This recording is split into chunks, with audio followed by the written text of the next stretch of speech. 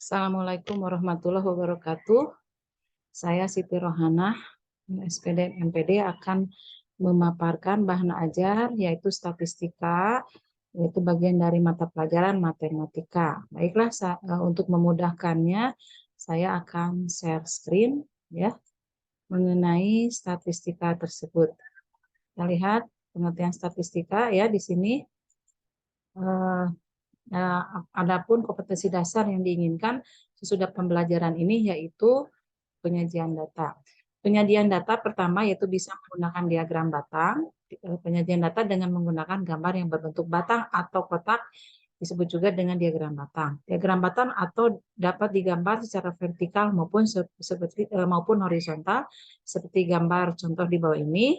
Ini menunjukkan jumlah siswa yang bermasalah pada suatu sekolah dari tahun 2021, 2002, 2003, dan 2004.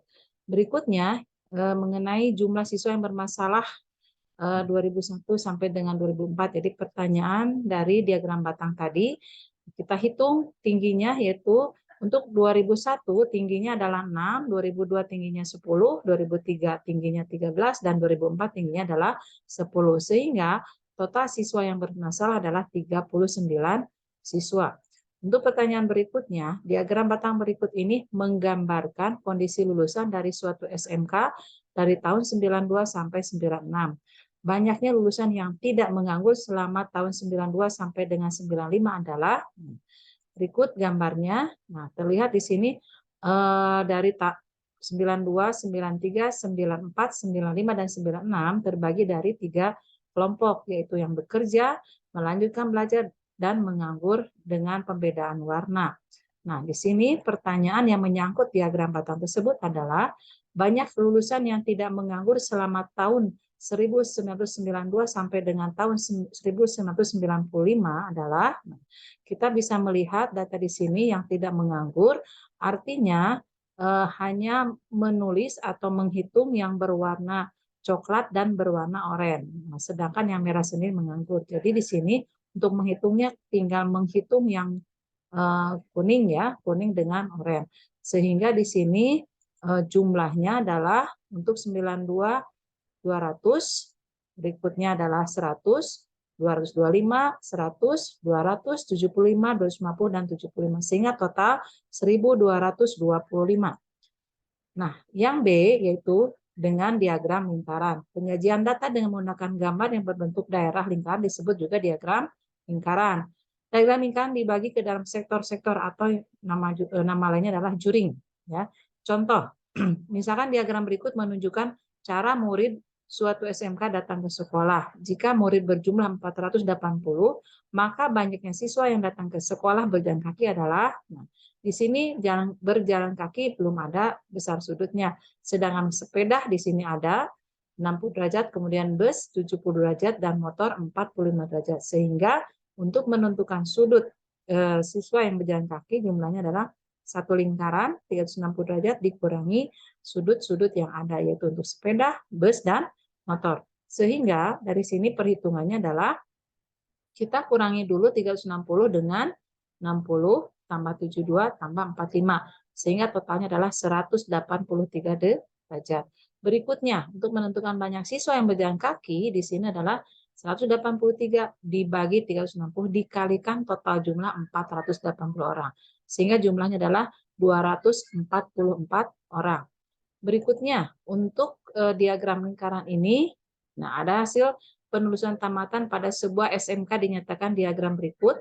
Jika jumlah yang bekerja sebanyak 135 orang, maka banyak tamatan yang melanjutkan kuliah adalah, nah, dari sini kita lihat bahwa bekerja 45 derajat, kemudian wira swasta di sini tidak ditentukan, tapi kita lihat berbentuk siku-siku artinya 90 derajat, menganggur 10 derajat, maka untuk menentukan jumlah melanjutkan kuliah adalah 360 atau satu lingkaran penuh dikurangi 45, dikurangi 90, dan dikurangi 10 derajat. Sehingga total yang melanjutkan adalah 100 kurang 25 tambah 45 derajat ditambah 10 derajat atau 20 derajat. Untuk besar untuk besar prosentasenya. Sehingga untuk banyak tamat yang melanjutkan kuliah adalah 20% dibagi 45% dikali 135 orang. Atau ini sama dengan 60 orang. Kemudian untuk bagian C, diagram garis. Bentuk lainnya adalah diagram garis. Penyajian data dengan diagram garis biasanya digunakan untuk menunjukkan perubahan sepanjang periode tertentu. Nah, contohnya di sini data lulusan SMK Nusantara yang bekerja sesuai dengan bidangnya dari tahun 2003 sampai 2007.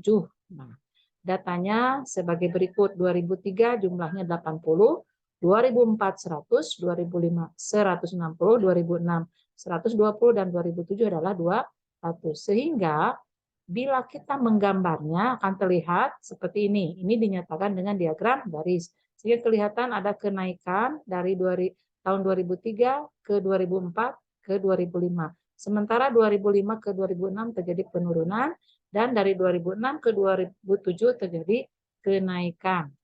Nah, kemudian yang bagian D dengan histogram dan poligon frekuensi. Ini datanya, caranya ya, histogram merupakan penyajian data bila data dikelompokkan dalam tabel distribusi frekuensi. Ada beberapa hal yang dilakukan untuk membuat tabel distribusi frekuensi, yaitu yang pertama, menentukan jangkauan data atau J, yaitu dengan melihat atau menghitung data maksimum dikurangi data minimum. Yang nomor 2, menentukan banyak kelas interval atau K. K di sini 1 plus 3,3 log N, di mana N adalah jumlah data. Sedangkan 3 menentukan panjang kelas interval atau P, di mana P itu adalah J dibagi K. Nah, sehingga datanya hasilnya seperti ini. Nilai-nilainya ini yang ke bawah ya. Nah, 38 sampai 45, kemudian dihitung frekuensinya. Kemudian nilai tengah dihitung 38 ya, ditambah 45 kemudian dibagi 2. Jadi nilai tengahnya adalah 41,5. Demikian seterusnya sampai kelas terakhir yaitu 86 sampai 93. Dan ini semua data sudah masuk ke dalam distribusi tabel distribusi ini. Kemudian dilanjutkan di sini data batas kelas, batas bawah kelas yaitu 38, 46. Nah, di sini menunjukkan yang di bawah ya. Ini batas bawah. Nah, sedangkan yang 45, 53, 61 merupakan batas atas ya. Nah, seperti itu. Nah, kita tinggal menggambarnya. Demikian penyajian data ini. Terima kasih. Assalamualaikum warahmatullahi wabarakatuh.